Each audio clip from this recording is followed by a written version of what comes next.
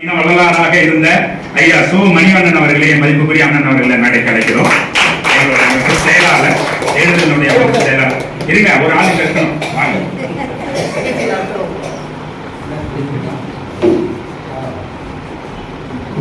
அகவல் பாராயணம் அம்மாக்கள் செஞ்சிடாங்கன்னு நினைக்கிறேன். நம்ம நிகழ்ச்சிக்குள்ளே போகலாம். ஐயா அந்த சிறப்பு செஞ்சிருக்காங்க. சரி, ஆமாம்.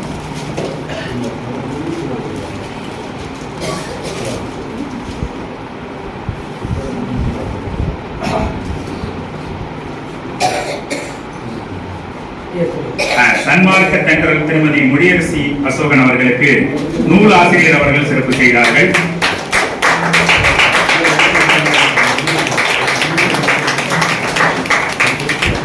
வள்ளலார் யார் என்கிற புத்தகத்தை திறனாய்வு செய்திருக்கிற சன்மார்க்க இடியோசை சா அரசொலி அவர்களுக்கு ஐயா சிறப்பு செய்தாங்க.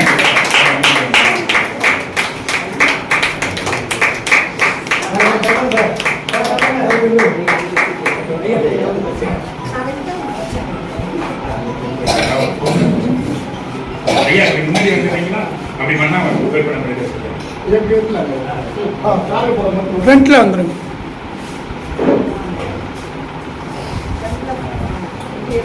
அடுத்ததாக வள்ளலார் புனிதனி அவர்களுக்கு அதுக்கு முனைவர் பி சுப்பிரமணிய சிவா அவர்களுக்கு நூலாசிரியர் அவர்களுக்கு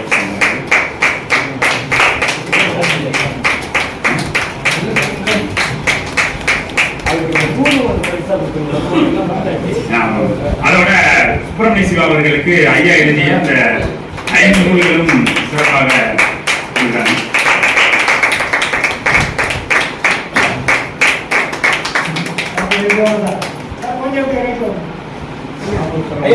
ஐயா நீங்க இப்படி வந்துருங்க. ஐயா ஐயா யாராச்சும் ஐயா இப்படி வந்துருங்க. ஐயா யாராச்சும் மொபைல் போன்ல புகைப்படம் எடுங்க. தம்பியை வச்சு. அடுத்ததாக தமிழ் சிலம்பம் நல்லா உங்க பேர் சொல்லிட்டு வர்றாங்க.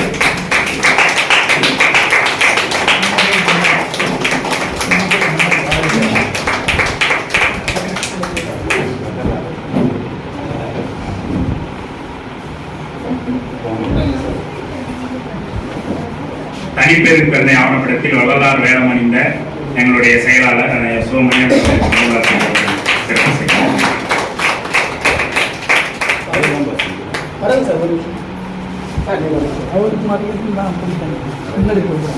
அதை நாங்க செஞ்சுட்டு சரியா இருக்கும். இல்ல நாங்க எங்க அமைப்பு சார்பா செஞ்சதான் அடுத்த நீங்க சரி நாங்க கொஞ்சம் முந்திக்கலாம் பார்த்தோம். சன்மார்க்க சங்கத்தின் சார்பாக ஐயா அழகாக 5 நூல்களை வெளியிட்டு சிறப்பு செஞ்ச ஐயா அவர்களுக்கு கேகநகர் சன்மார்க்க சங்கத்தின் சார்பாக இந்த பயனாளி அறிவித்து நமது அன்பளின் நன்றியை தெரிவித்துக் கொள்கிறோம்.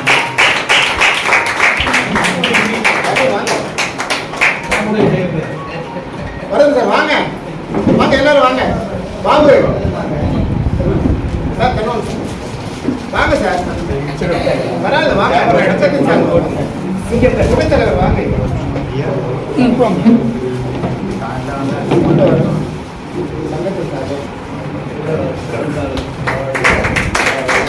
போங்க போங்க போங்க அப்படி போய் பக்கத்துல என்ன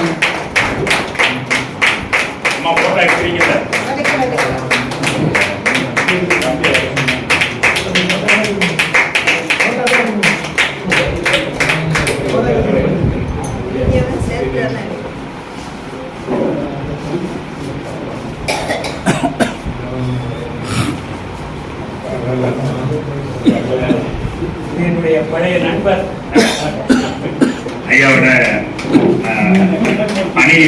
அணியில் ஒன்றாக ஒரு 25 ஆண்டுகளுக்கு பிறகு கூட பார்க்கிறேன். ஐயாவை சிறப்பிக்கிறாங்க.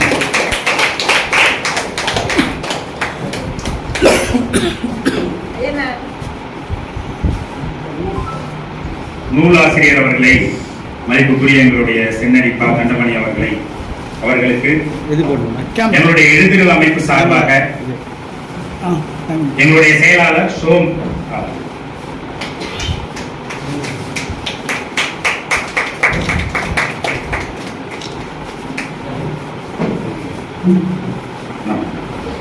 எங்களுடைய செயலாளர் நூலாசிரியர் அவர்களுக்கு புத்தக பரிசும் பொன்னாடையும், அதோடு நாங்க எழுதுதல் சார்பாக தமிழ் தேசிய படைப்பாளர்கள் விருது கொடுத்தோம். அது ஐயாவனால வர முடியல. அந்த ஷீல்டும் பத்திரமா இந்த விழாவில் சிறப்பிக்கிறோம்.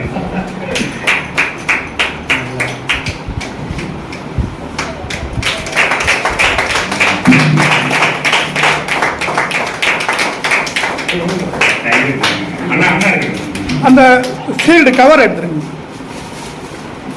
அப்படியே கொடுத்துருங்க. நீங்க வாங்க ஐயா, இருக்குங்க இருக்கு. வாங்க முன்னாடி வாங்க. இல்ல அண்ணா இருக்குங்க, நான் பேசப்படுறேன். அது ஒரு காரணம். ஓகே. நேரம் கருதி நம்மளுடைய அகவல் பாராயணங்கள் எல்லாம் அம்மாக்கள் எல்லாம் படிச்சிட்டாங்க. மீண்டும் தத்துவ வெற்றி ஞானசரியை உண்மை விளக்கம் நூலை பற்றி திறனாய்வு செய்வதற்காக மதிப்புக்குரிய அம்மா சன்மார்க்க தென்றல் திருமதி மொழியரசி அசோகன் அவர்களை அன்போடு மேடைக்கு அழைக்கிறோம். ஆமாம்.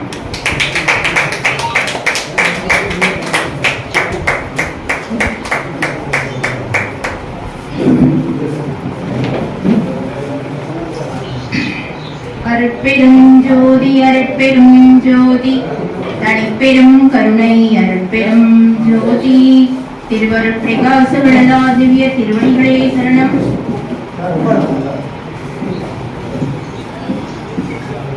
எல்லாம் வல்ல வள்ளல் பெண்மாடி பொன்னார் திருவடிகளை வணங்கி எழுத்திரள் அமைப்பு நடத்துகின்ற நம்முடைய செம்மேரி ஆசிரியர் ப. தண்டபாணி அவர்கள் எழுதிய சுத்த சன்மார்க்க நூல்கள் 5 திறனாய்வு செய்வதற்காக ஒரு கூட்டத்தை ஏற்படுத்தி அந்த ஒரு மாபெரும் விழாவாக நடத்தி கொண்டிருக்கின்ற ஐயா சிலம்பரசன் அவர்களுக்கு முதலில் இங்கே அமர்ந்திருக்கக்கூடிய அத்துணை பேருக்கும் என் சார்பாகவும் கணவர் சார்பாகவும் பணிவான வந்தனங்கள்.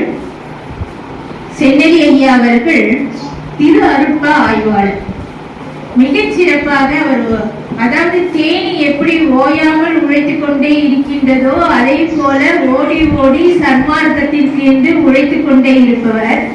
உழைத்துக் கொண்டு இருப்பது மட்டுமல்ல, திருவருட்பாவினை ஆய்ந்து தெளிந்து எப்படி எவருக்கு எப்படி சொல்ல வேண்டுமோ அப்படி சொல்லிக் கொண்டிருப்பவர்.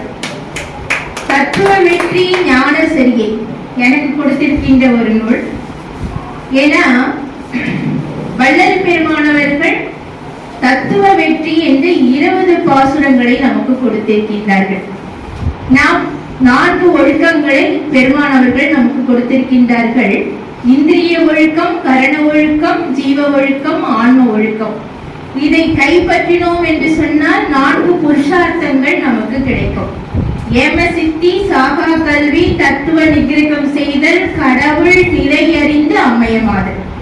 அந்த தத்துவ நிகிரகம் செய்தல் என்று ஒரு நிலையை தான் தத்துவ வெற்றி என்று வள்ளல் பெருமானவர்கள் நமக்கு கொடுத்திருக்கின்றார்கள்.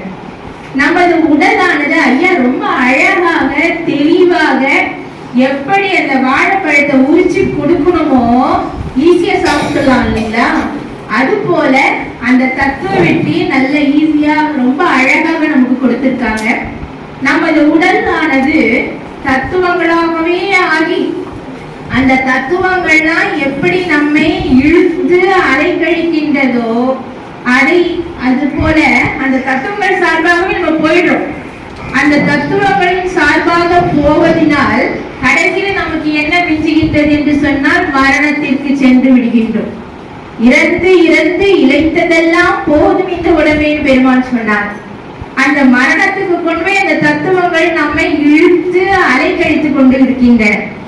அந்த தத்துவங்கள்ல முதல் காரணம், முதல் என்ன, இது பெரிய ஒரு சப்ஜெக்ட், 2 சப்ஜெக்ட் வருது. இதுல தத்துவ வெற்றி வருது, ஞான சரியா வருது. இதுக்கு ஒவ்வொருத்துக்கும் 1 மணி நேரம் சொல்லலாம். அந்த தத்துவ வெற்றியில முதலாக நம்மை மயக்குவது மனம்தான். மனம்தான் எங்க கொண்டு போய் அலைக்கழிக்க கூடியது. அதனாலதான் வள்ளல் பெருமான் சொல்றாங்க, நான் யார் தெரியுமா, ஓங்கும் அருட்பெரும் ஜோதி ஒருவன் உண்டே, அவன் பெருமையினால் என்னை ஈன்றான், நான் ஒருவன் தானே அவனுக்கு பிள்ளை, அவன் பிள்ளை என்று பெரியோர்கள் எல்லாம் அறிவார்கள். இருமையூறும் தத்துவங்கள் உன் துள்ளதெல்லாம் இனிமேல் நடவாது, ஞான சபை தலைவனுக்கு நல்ல பிள்ளை நானே. நான் யாருன்னு நினைச்சேன், மனசு மறட்டுற தத்துவங்கள் எல்லாம் மிரட்டுறார். இதுக்கு ஒரு அழகான விளக்கம் நம்முடைய செந்நெறி ஆசிரியர் ரொம்ப அழகாக விளக்கம் கொடுத்திருக்கின்றார்.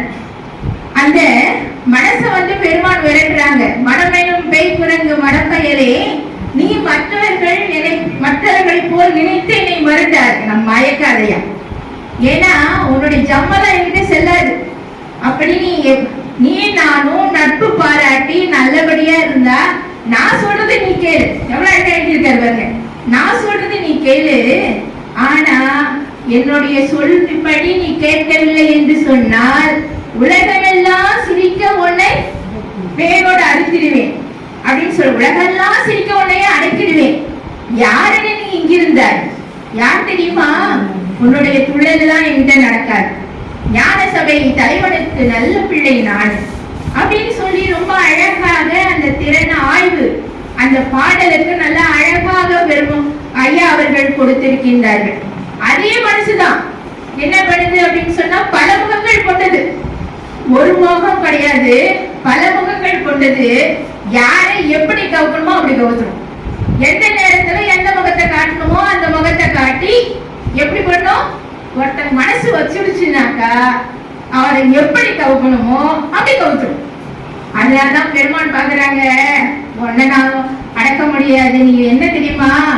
புல்லுல இருக்கிற பனித்தூளி இருக்கு பாரு, அந்த பனித்தூளி மாதிரி உன்னோட நிலைமை இருக்கு.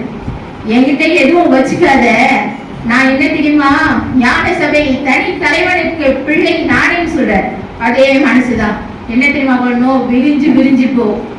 அதான் சுருள் விரிவுடை மன சூழல் எல்லாம் மறுத்தே அருள்வழி நிரப்பிய அருட்பெரும் ஜோதின்னு சொல்வார் வள்ளல் பெருமான். அப்படியே சுருள் சுழ அந்த எண்ணமானது என்ன தெரியுமா பண்ணும்? அப்படியே சுருள் மாதிரி சங்கிலி மாதிரி அப்படி இழுத்துக்கிட்டே போகும். அப்படி இழுத்துக்கிட்டே போயிட்டே கொண்டு போய் நம்மள வந்து எங்க கொண்டு போய் சேர்க்கணுமோ நல்லதை கொண்டு போய் சேர்க்கவே செய்யாது. அது இஷ்டத்துக்கு நம்மள பண்ணிக்கிட்டே இருக்கும். அதனால அந்த விரிந்து விரிந்து அலைகிற மனத்தை குரங்கு சிரிஷ்ட வேற பண்ணும். அதுக்குதான் குரங்கு கோப்பா வச்சாங்க. அதோட பேய் வேற பிடிச்சிடுது. அறியாமை தனம் வேற, அலைகின்ற மனம் வேற. அது என்ன தெரியுமா பண்ணுது? இந்திரியங்களோட கூட்டணி வச்சுக்கிறாங்கல்ல அரசியல்ல. அந்த மாதிரி இந்த மனசு என்ன பண்ணுது அப்படின்னா கூட்டணி, அந்த ஐம்பொறிகளோட கூட்டணி வச்சுக்கிட்டு எப்படி எல்லாம் கவிழ்க்கணுமோ அப்படி எல்லாம் கவிழ்க்குது. அந்த மாதிரி மனசைதான் வள்ளல் பெருமான் அவர்கள் மிரட்டுகின்ற.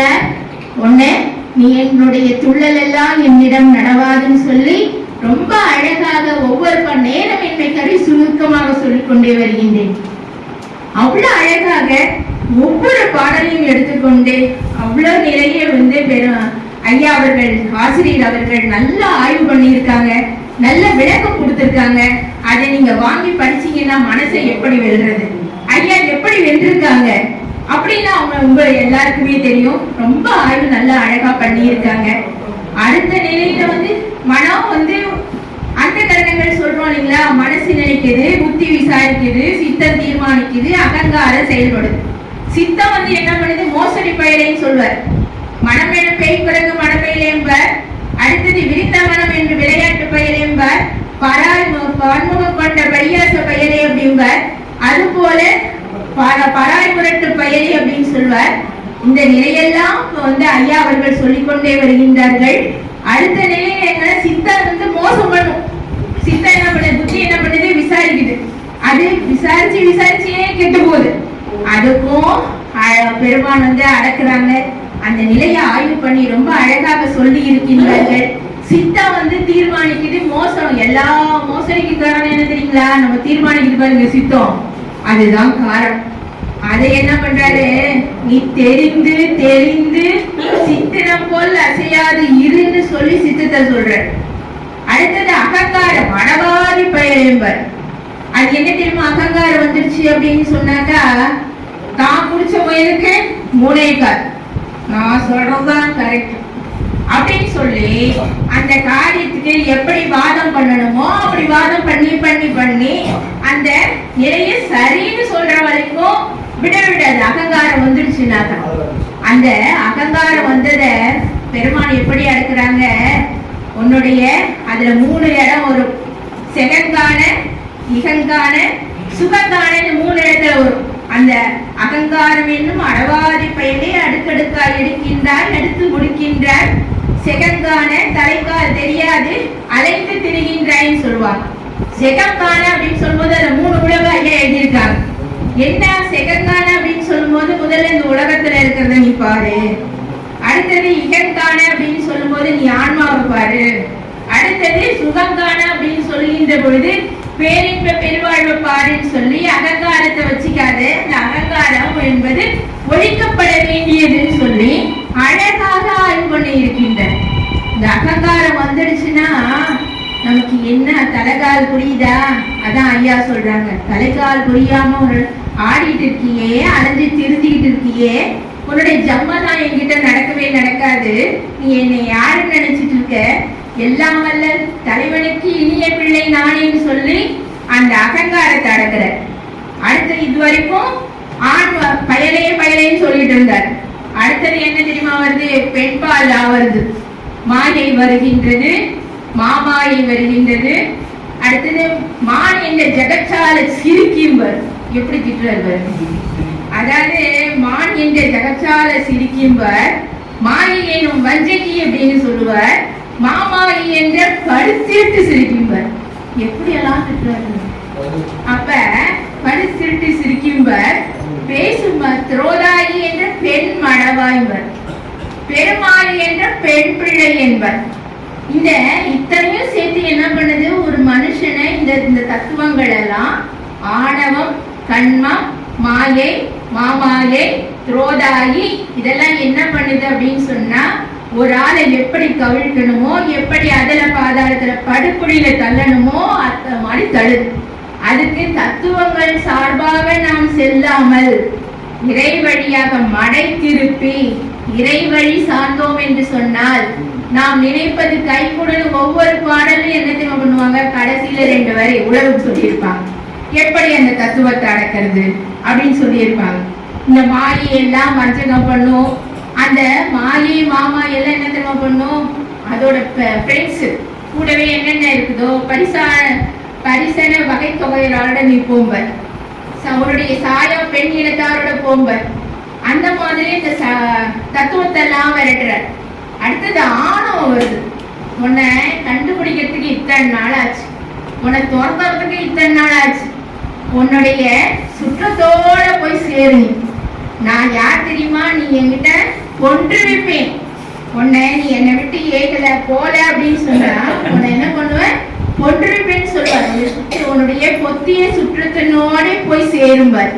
அப்ப எல்லாம் வல்ல சித்தனுக்கு சிறந்த பிள்ளை நானேன்னு சொல்வார்.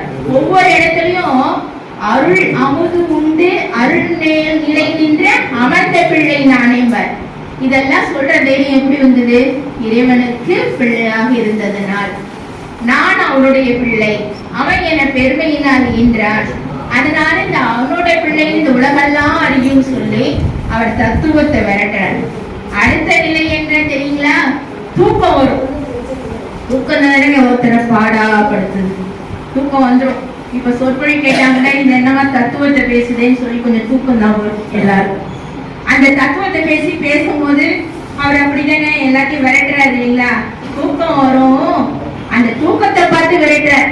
நான் ஏக்கமெல்லாம் தவிந்தேன், ஆக்கமெல்லாம் பெற்றுவிட்டேன், இன்பம் உருகின்றேன், என்னை விட்டு நீ ஓடுகம்பர். என்னை விட்டு ஓடுக, நான் யார் தெரியுமா? எல்லாம் வல்ல இறைவனுக்கு இனிய பிள்ளை நானேன்னு சொல்லி இந்த தூக்கத்தை விரட்டுவார். அடுத்தது இது பத்தாது அப்படின்னு சொல்லிட்டு அடுத்தது பசி இருக்கு, துன்பம் இருக்கு, இடர் இருக்கு, பசி அவத்தை இருக்கு, இதெல்லாம் கூட சேர்த்துக்கிட்டு ஒரு மனிதனை பாடாக படுத்தி கொண்டே இருக்கின்றது. இதெல்லாம் எப்படி விரட்டுறதுன்னு தத்துவ வெற்றிக்கு நீங்க போனீங்கன்னா ஐயா செல்லனி ஐயா தண்டபாணி அவர்கள் எழுதியிருக்கிற நூலை நீங்க படிச்சீங்க அப்படின்னு சொன்னா எப்படி விரட்டுறாரு வள்ளலார்னு தெரியும் எல்லாரும். அது போல இந்த காமம், குரோதம், லோபம், மதம், ஆச்சரியம், இந்த 6 குணங்கள், அந்த 6 குணங்களையும் எப்படி வரை புயலே புனை புயலேன்னு சொல்வார். அந்த காம வலைக்குள்ள போய் மாட்டிட்டோம்னா எப்படி, சிலந்து வலையில போய் எப்படி மாட்டிட்டோம்னா வெளியே வர முடியாதோ அதை போல இத்தனை குணங்கள் எல்லாம் எப்படி விரட்டுறதுன்னு அதுல வெளியே வர முடியல இல்லைங்களா, கடைசியில மரணத்துக்கு கொண்டு போய் சேருது இல்லைங்களா. அத்தனை தத்துவங்களையும் என்ன பண்ணணும், விரட்டி அனுப்புறார் வள்ளல் பெருமான். விரட்டி அனுப்பி கடைசியில கடவுளுக்கே பிள்ளையாக இருந்து தத்துவம் அனைத்தும் தனித்தனி கடந்தேன் தத்துவாதீத மேல்நிலைன்னு சொல்லி அந்த தத்துவத்தெல்லாம் ஒன்னொன்னா கிடக்குற எவ்வளவு பெரிய இது பாருங்க. அது போல பயம் பயம் என்ன ஆகுது அப்படின்னு சொன்னாக்கா, பயம் வந்துடுச்சுனாக்கா அப்படியே இந்த எல்லா உடம்புல இருக்கிற அத்தனை அவயங்களும் அப்படியே பயப்படும், ஒவ்வொன்றா பயப்படும்.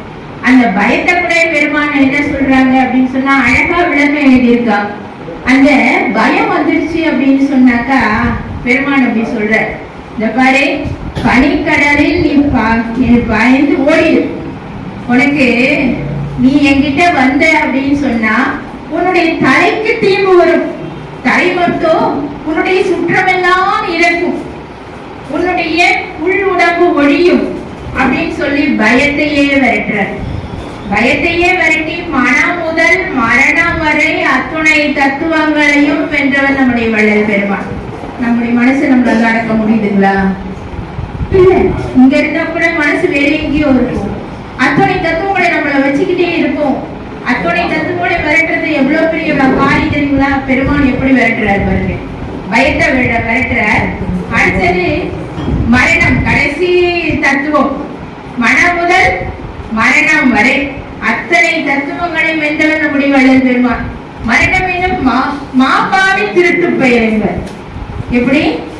ஏன்னா மரணம் எப்போ எந்த நிமிஷம் எப்போ வரும்னே சொல்ல முடியாது. திருட்டுத்தனம் பண்ணும்.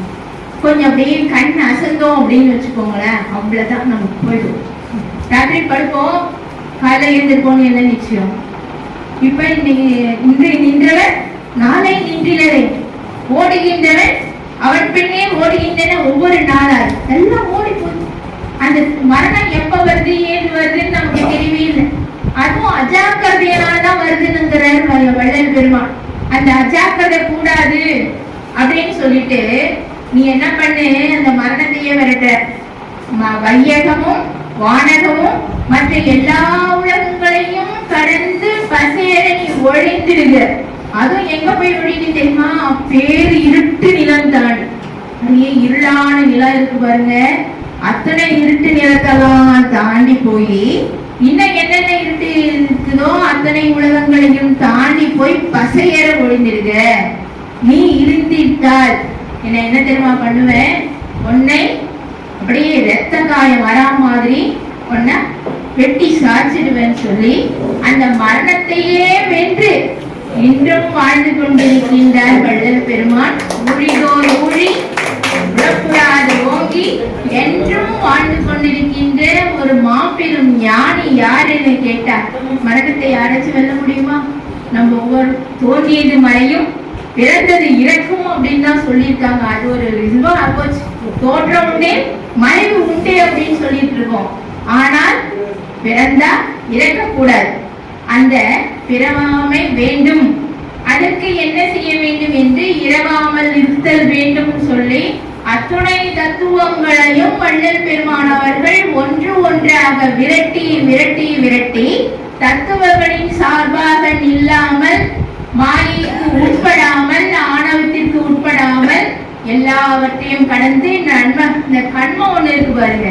அந்த கண்மை என்ன பண்ணும்? நல்வினை தீவினை, நன்மை தீவை, அதாவது முன் செய்கின்ற வினை, நிகழ்வினை, எதிர்வினை, எல்லா வினையும் காட்டி நம்மளை பயமுறுத்தும்.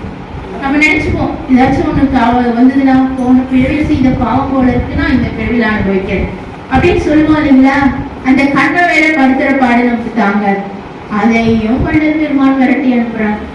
எல்லாவற்றையும் விரட்டி தத்துவங்களின் சார்பாக நிற்காம இறைவழியை நாம் சார்ந்து நின்றால் அந்த தத்துவத்தை வெற்றி கொள்ள முடியும், மனதை அடக்க முடியும் என்று சொல்லி அந்த தத்துவ வெற்றியை எப்படி அடக்குவது என்று அந்த 20 பாசுரங்களை பற்றி வள்ளல் பெருமானார்கள் எழுதியிருப்பதை நம்முடைய செந்நெறி ஆசிரியர்கள் மிக திறம்பட அழகாக விளக்கமாக ஒவ்வொன்றையும் நீங்க படிச்சு பாருங்க. சின்ன குழந்தை கூட நல்லாவே புரியும். அந்த மாதிரி ரொம்ப அழகாக எழுதியிருக்காங்க. அவர்களுக்கு ஒரு பெரிய பாராட்டு சொல்லுங்க. ரொம்ப அற்புதமாக அந்த ஆய்வு பண்ணியிருக்காங்க. திருவருட்பாவை நல்ல அற்புதமாக ஆய்வு பண்ணியிருக்காங்க. அவங்களுக்கு நம்ம எல்லாரும் சேர்ந்து நன்றியை தெரிவித்துக் கொண்டு தத்துவ வெற்றியை பற்றி ஒரு கொஞ்ச நேரத்தில் ஆய்வு பண்ணோம். அவ்வளவுதான். இதுக்கு நிறைய இருக்குது, நிறையவே சொல்லலாம். அடுத்து ஞானசரி. ஞானசரியை அப்படின்னு சொல்லுகின்ற பொழுது வள்ளல் பெருமான் அவர்கள் 1873 திருத்திவராக திருமாளிகையில வெளியே விளக்க வைத்து, இதை தடைப்படாது ஆராதியுங்கள், இனி கதவை சாத்திவிடப் போகின்றோம், தீப முன்னிலையில் கடவுள் விளங்குகின்றபடியால் வீணில் காலம் கழிக்காமல் 28 பாசுரங்களில் கண்டபடி நினைந்து நினைந்து என்று தொடங்குகின்ற 28 பாசுரங்கள் கண்டபடி தெய்வ பாவனையை தீபத்தில் செய்யுங்கள் சொல்லி, நான் இப்போது இந்த உடம்பில் இருக்கின்றேன், பிறகு எல்லா உடம்பிலும் கலந்து கொள்வேன் என்று திருவாய் மலர்ந்து அருளினார்கள் அப்படின்னு போட்டு. அப்ப அந்த பெருமான் அவர்கள் அந்த ஞான சரியை சொல்லும் பொழுது 13வது இடத்துக்கு நம்மளை உயர்த்துறார். அதாவது சரியை கிரியை யோகம் ஞானம், சரியில் சரியை கிரியை யோகம் ஞானம், கிரியில் சரியை கிரியை யோகம் ஞானம், யோகத்தில் சரியை கிரியை யோகம் ஞானம், ஞானத்தில் சரியை கிரியை யோகம் ஞானம். அப்ப ஞானத்தில் சரியை அப்படின்னு சொல்லி 13வது நிலைக்கு நம்மளை கொண்டு வந்து என்ன பண்ற, அதுக்கு நம்ம என்ன பண்ணணும்னு ஆசிரியர் சொல்லியிருக்கார். அதாவது நன்னாலும் கடந்தே ஒளி ஞான சபாபதியே பொன்னாரும் சபையாயர் பூரண புண்ணியனே என்னால் அவதொன்று உனக்கில்லை எனினும் என்றால் உன்னால் வாழ்கின்றேன் உண்மை உரைத்துள்ளே என்பது போல ஞான சரியில 13ஆம் நிலைக்கு நம்மளை கொண்டு போய் மேலே ஏற்றி விட்டு அதுக்கு நீங்க என்ன பண்ணும், 5 முக்கியமான விஷயங்களை சொல்றேன். தடைபடாத ஆராதிக்கணும் தெய்வத்தை, கடவுள் தீப முன்னிலையில் விளங்குகின்ற, வீணில் காலம் கழிக்க கூடாது, 28 பாசுரங்களை ஞான சரியை படிக்கணும் அப்படின்னு சொல்லிட்டு பெருமான் வந்து அந்த நிலையெல்லாம் எடுத்து சொல்லி, அதுக்கு முக்கிய காரணமாக நினைந்து நினைந்து உணர்ந்து உணர்ந்து நெகிழ்ந்து நெகிழ்ந்து அந்த பாடல் உங்களுக்கு தெரியும். எதை நினைக்கணும், அடுக்கு தொடர் போடுறார். அடுக்கு தொடர் போடுறது என்ன அதுக்காக அப்படின்னு சொன்னாங்களா, நினைந்து நினைந்து என்று சொல்லுகின்ற பொழுது அண்டத்திலேயே இறைவன் இருக்கான், பிண்டத்திலேயே இறைவன் இருக்கான். அப்ப இறைவனை நினைந்து நினைந்து அவனை உணர்ந்து உணர்ந்து அதனால் மனசு நெகிழும். எப்படி எதனால நெகிழும் அப்படின்னு சொன்னா அன்பு வந்தா நெகிழும். இறைவனை நினைச்சு பார்த்தோம்னா அவனை உணர்ந்தோம்னா நெகிழும்.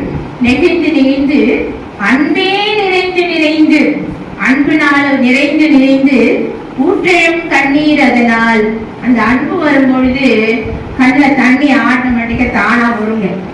அன்பே நிறைந்து நிறைந்து ஊற்றையும் கண்ணீர். அதனால் உடம்பு நனைந்து நனைந்து அந்த அருளமுதே நன்னிதியே ஞான நடத்தரசின்னு எப்படி வேண்டணுமோ அப்படி வேண்டணும் அப்படின்னு சொன்னா அதுக்கு எல்லாத்துக்கும் முக்கிய காரணம் அன்புதான். அந்த அன்பு வச்சோம்னா அந்த அன்பு எப்படி வரும் அப்படின்னு ஐயா தெளிவா ஆசிரியர் கொடுத்திருக்கார். என்ன அப்படின்னு சொன்னாக்கா, உயிர் இரக்கத்தினால், ஜீவகாரணிய செயல்களினால், தயவினால், அன்பினால் உங்களுக்கு அன்பு ஊற்றெடுக்கும். அந்த அன்பை வைத்துக் கொண்டு மேலே எழுந்து மேலே என்னை ஏறா நிலைவசை ஏற்றியது தயவு தயவுன்னு ஐயா சொன்னார். அந்த தயவான நிலையில நம்ம அன்பான நிலையில இருந்தோம் அப்படின்னு சொன்னா நமக்கு என்ன கிடைக்கும், மரணமில்லா பெருவாழ்வு, ஆன்ம லாபம் கிடைக்கும். அந்த ஆன்ம லாபம் எதனால், எக்காலத்தும் தடைபடாத ஒப்பற்ற பேரின்ப பெருவாழ்வு நமக்கு கிடைக்கும் சொல்லி, அந்த மரணமில்லா பெருவாழ்வு என்பது தன்னையும் தனக்கு ஆதாரமாக இருக்கக்கூடிய இறைவனையும் தெரிந்து கொள்ளக்கூடியதுதான் ஞான சரின்னு ரொம்ப அழகாக ஆசிரியர் அவர்கள் விளக்கி இருக்கின்றார்கள். அந்த பொற்சபையில் சிற்சபையில் புனைந்துரையே பொய்ப்புகளே சத்தியம் சொல்கின்றேன், பொற்சபையில் சிற்சபையில் புகுந்தருடம் இருவேன் சொல்கின்ற பொழுது ஐயா நான் பொய் சொல்லல, ஏன்னா பொய் ஜாஸ்தி இருக்கும்ல, பொய் சொல்லல, ரொம்ப மிகைப்படுத்தி வேற நம்ம சொல்லுவோம், ஏதாச்சும் 1 நம்ம சொல்லுவோம். ஆனா அவர் என்ன சொல்ற, புனைந்துரைக்கவில்லை பொய்ப்புகளே புனைந்துரையே பொய்ப்புகளே சத்தியம் சொல்கின்றேன். பெருமான் என்ன சொல்லுவாங்க? சத்தியமா நான் சொல்றேன், பொற்சபையில் சிற்சபையில் புகும் தருணம் இதுவே. அந்த பொற்சபை என்ற போது ஆசிரியர் என்ன சொல்கின்றார் என்று சொன்னா, அண்டத்தில் உள்ள அக்னி நிலை, அருட்பெருஞ்சோதி நிலை. சிற்சபை என்பது பிண்டத்தில் உள்ள ஆன்ம உள்ளொளியை பற்றி விளக்குவது சிற்சபை. அந்த புருவமத்தி தியானம் என்பது சுத்த சூரிய அதீத சிவவல்லி அப்படின்னு சொல்லுவார். அந்த நிலைக்கு நம்ம வந்தோம் அப்படின்னு சொன்னா நம்ம கிட்ட இருக்கிற திரைகள் எல்லாம் ஒவ்வொன்றாக விலகி நமக்குள்ளே ஜோதி தெரிந்து அந்த ஜோதியானது அகஜோதியானது அனகமாக விரிந்து உடல் முழுவதும் ஜோதி மயமாக முடியும் என்று ஆசிரியர் ரொம்ப தெளிவாக ஒரு அழகாக சொல்லி இருக்கின்றார். அதுபோல உகும் தருணம் உற்றவரும் பெற்றவரும் உடைமைகளும் உற்ற துணை அப்படின்னு சொல்றார். அப்ப திருவருள் கணத்துல நமக்கு அன்பு காட்டுகின்ற பொழுது கிடைக்கும் இல்லைங்களா? அந்த திருவருள் கணத்துல கிடைக்கின்ற பொழுது நமக்கு என்ன தெரியுமா? உற்றவர்கள் பெற்றவர்கள் நம்ம தேடி வச்சிருக்கோமே செல்வங்கள், இதெல்லாம் நமக்கு துணையா தெரியாது. நமக்கு திருவருள் ஒன்றுதான் நமக்கு துணையா தெரியும். அதை ரொம்ப அழகாக ஆசிரியர் அவர்கள் சொல்லி இருக்கின்றார்கள். நான் கோடிட்டு தான் காட்டிட்டு வர நேரமின்மை கருதி அத்தனை பேர் பேசணும். அடுத்தது பணிந்து பணிந்துன்னு அதுக்கு தொடர் போடுவார். பணிந்து பணிந்து பாடிவினோ அப்படின்னு போடுவார். பணியன்னா ஆண்டவன்கிட்ட மட்டும் போய் பணியணுமா? அழகான ஒரு வார்த்தை ஐயா சென்னையில ஐயா போட்டிருக்காங்க. ஆண்டவனை மட்டும் போய் பணிவதல்ல பணிவு, நீ கோவில போய் கும்பிட்டுட்டு ஆண்டவன்கிட்ட பணிவா இருந்துட்டு வெளியே வந்து அப்படியே வள்ளல விழுந்து நாய் மாதிரி காட்டினா வள்ளல் விழுந்தேன்னா அது பணிவுக்கே சேர்த்தது கிடையாது. அதனால எல்லாத்தையும் ஆண்டவன்கிட்ட மட்டும் பணிவு கிடையாது, ஜீவன்கிட்டையும் பணிவு காட்டு, அத்தனை பேர்கிட்டையும் பணிவு காட்டுன்னு ரொம்ப அழகாக இந்த வார்த்தைகளை எல்லாம் கோடிட்டு காட்டியிருக்கின்றார். விரைந்து விரைந்து அடைத்திருமே பெரு நீர் இங்கே மேய்மை உரைக்கின்றேன் வேறு நினையாது, திரைந்து திரைந்து உளுத்த வரும் இளமை அடைந்திடவும் செத்தவர்கள் எழுந்திடவும் சித்தாடல் உரிய வரைந்து வரைந்து எல்லாம் வல்ல தலைமை சித்தன் தானே வருகின்ற தருணம் இது வரப்பெல்லாம் நீவீர் அப்படின்னு சொல்வார். அப்ப கரைந்து கரைந்து உளமுருகி கண்களில் நீர் பெருக கடவுளை கருணை நட கடவுளை முடிச்சிடுங்க. குடிக்கவே முடியலங்க. அதாவது ஞானசிரியை அவ்வளவு அழகாக பாடியிருக்காங்க. திரைந்து திரைந்து இந்த சன்மார்க்க நெருக்கி நீங்க வந்தீங்க அப்படின்னு சொன்னாக்கா திரைந்து திரைந்து உளுத்தவரும் அப்படியே தோலெல்லாம் சுருங்கி வயதுல மூப்பு காரணமாக நம்முடைய உடம்பு திரைஞ்சு அப்படியே தோலெல்லாம் சுருக்கம் வருது. இதெல்லாம் வருது இல்லைங்களா? அது கூட என்ன ஆகுமா? இளமையா மாறிடலாமா? படிங்க எல்லாரும் சேர்ந்தவங்களாம் இளமையா மாறணும்ல. அப்ப சன்மார்க்க நெருக்கி வரணும். சன்மார்க்க நெருக்கி வந்து நம்ம இளமையா நம்ம இருக்கணும். செத்தவர்கள் எல்லாம் சித்தாடல் புரிகின்ற தருணம் இது. அதனால அதுக்கு அந்த வரத்தெல்லாம் கொடுக்கறதுக்கு இறைவன் வர போறான். அதுக்கு நீங்க செய்ய வேண்டியது என்ன தெரியுமா? கருணை நட கடவுளை உட்கருத்து மீனோ கருத்தே கழித்தே அப்படின்னு சொல்வார். அப்ப இறைவனை நம்ம கரைந்து கரைந்து நினைந்து நினைந்து நம்ம உருகினோம்னு சொன்னா, அப்ப சிகிச்சை நடத்தை துடித்தோம் என்று சொன்னால் மரணமில்லா பெருவாழ்வு நமக்கு நிச்சயம் அவர்தான் உறவு என்று சொல்லி. ஏன்னா இது நிறைய 28 பாட்டு, அது ஒரு 20 பாட்டு, அது ஒரு சுருக்கமாக ஒரு கோடிட்டு தான் அந்த திறனாய்வு செய்திருக்கின்றோம். இது மகத்தான ஒரு வாய்ப்பை நமக்கு கொடுத்த நம்முடைய எழுதுகிற ஐயா அவர்களுக்கும் அவர்களை சார்ந்தவர்களுக்கும் சென்னை ஜனபாணி அவர்களுக்கும் என்னுடைய நன்றியையும் வணக்கத்தையும் தெரிவித்துக் கொள்கிறேன்.